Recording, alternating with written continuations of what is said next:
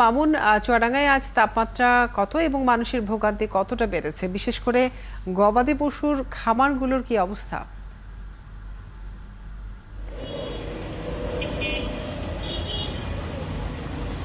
কাজরি সকাল ৯টায় ৩৩.০ সেলসিয়াস তাপমাত্রা রেকর্ড করা হয়েছে। আর তীব্র এই তাপদাহের কারণে গবাদি পশু থেকে শুরু করে সব ধরনের পশু কিন্তু তাদের জীবন ওষ্ঠাগত। তার কারণ গবাদি পশুরা তো কথা বলতে পারে না, তারা মানুষের মতো ছুটতেও পারে না। আশ্রয়টাই তাদের হচ্ছে হয় গোয়ালঘর নয়তো মাঠ। আমি দেখেছি যে গবাদি পশুগুলো ঢোকাচ্ছে এবং বিশেষ করে এই গরুগুলো, শহরে কিছু গরু থাকে যারা মালিকবিহীন এরকম মনে হয়, তারা খাবারের কষ্টে আছে।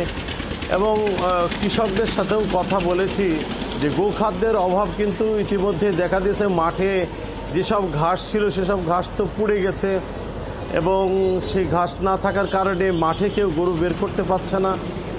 যারা খামারি তাদের কষ্টটা সবচেয়ে বেশি, আশঙ্কাটাও বেশি। আপনি জানেন যে এক একটা গরুর ওজন হয় ৮ মণ, ১০ মণ, ২০ মণ পর্যন্ত। সেই খামারিদের গরুগুলোর দামও কিন্তু বেশি। এই গরুগুলো এই তাপদাহের কারণে ভ্যাপসা গরমে প্রচণ্ড তারা হাঁপাচ্ছে, কষ্ট করছে এবং এগুলো তারা পানি দিচ্ছে গায়ে এবং গোসল করাচ্ছে ঘন ঘন। এবং তাদের খাবারের তালিকাতেও তারা দেখছি আমরা যে তারা অনেক থেকে আগে থেকে সচেতন। এই ক্ষেত্রে তারা খাবারও আলাদা খাওয়াচ্ছে। প্রতিনিয়ত যে ধরনের ধারাবাহিক খাবারগুলো খায় তারা সে খাবারের পরিবর্তন এনেছে। কিন্তু রুট লেভেলে যারা সাধারণভাবে সনাতনী পদ্ধতিতে পশুপালন করে তাদের পশুগুলো কিন্তু অনেক পশুই মারা যাচ্ছে। যদিও আমরা সঠিকভাবে সেই তথ্য উপাত্ত পরিসংখ্যান সংশ্লিষ্ট কর্তৃপক্ষে পাচ্ছি না, তা আমরা প্রায় শুনছি যে কারো পশু মারা যাচ্ছে এবং এগুলো সাধারণত পাতলা পায়খানা হওয়ার পরে গরু মারা যাচ্ছে হঠাৎ করেই। এবং ছাগল, এছাড়া আপনার পোলট্রি ফার্মগুলোতে মুরগি মারা যাচ্ছে প্রতিদিন ২-১০টা করে এক একটা খামারে।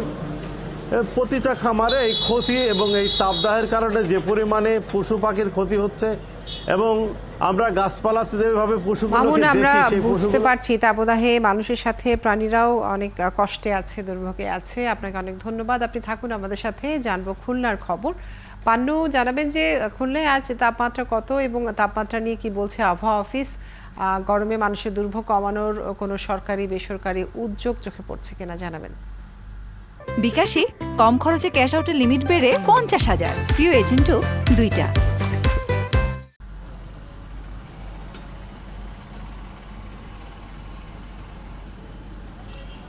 কাজুরি, প্রথমেই যদি একটু সুখবর দিতে চাই, খুলনায় আজকের যে তাপমাত্রা, সর্বোচ্চ তাপমাত্রা যেটি উঠতে পারে সেটি ৩৭°C পর্যন্ত উঠতে পারে, যেটি গতকালকে ছিল ৪২°C। এবং গতকালকে যে তাপমাত্রা, এটি কিন্তু খুলনার আবহাওয়ার যে রেকর্ড, সর্বশেষ রেকর্ড সেটি অতিক্রম করেছে। এর আগে খুলনায় সর্বোচ্চ তাপমাত্রা উঠেছিল গেল বছরের ১৬ই এপ্রিল ৪১.৩°C।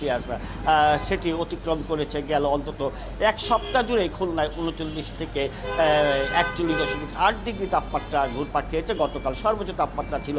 তবে আজকে সকাল থেকেই খুলনার পরিস্থিতিটা বলা যায় অনেকটাই ভিন্ন। সকাল ৭টায় অন্যান্য দিনগুলোতে যেভাবে রোদ তার তেজ ছড়িয়েছে, খুলনায় আজ সকাল ৭টা থেকেই এখন পর্যন্ত রোদের তেজটা খুবই কম।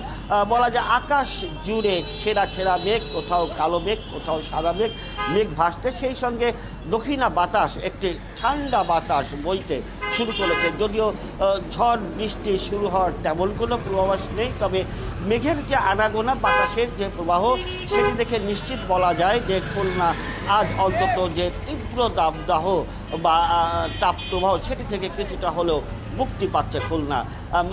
সকালে আমরা যেটি অন্যান্য দিনের যে সকাল, তার চেয়ে আজকের সকালটা দেখেছি অনেকটাই পার্থক্য।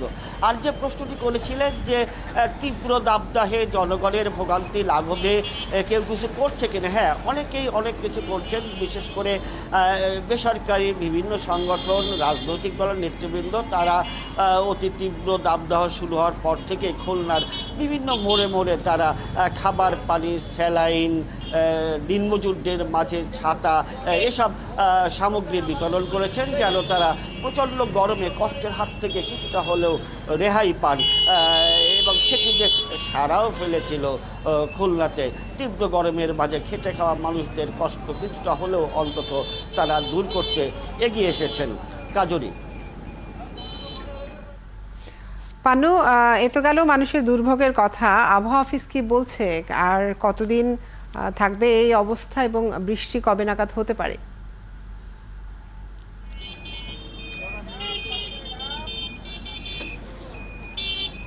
আবহাওয়া অফিস যেটি বলেছে, তারা মূলত খুলনার যে আবহাওয়া অফিসটি রয়েছে, আপনাকে জানিয়ে রাখি যে বাংলাদেশের বিভিন্ন প্রান্তে যে আবহাওয়া অফিসগুলো রয়েছে তার মধ্যে খুলনায় দুটি রয়েছে, একটি খুলনার কয়রা আর একটি খুলনার ঠিকরাবল 0 পয়েন্টের প্রান্ত সীমায়।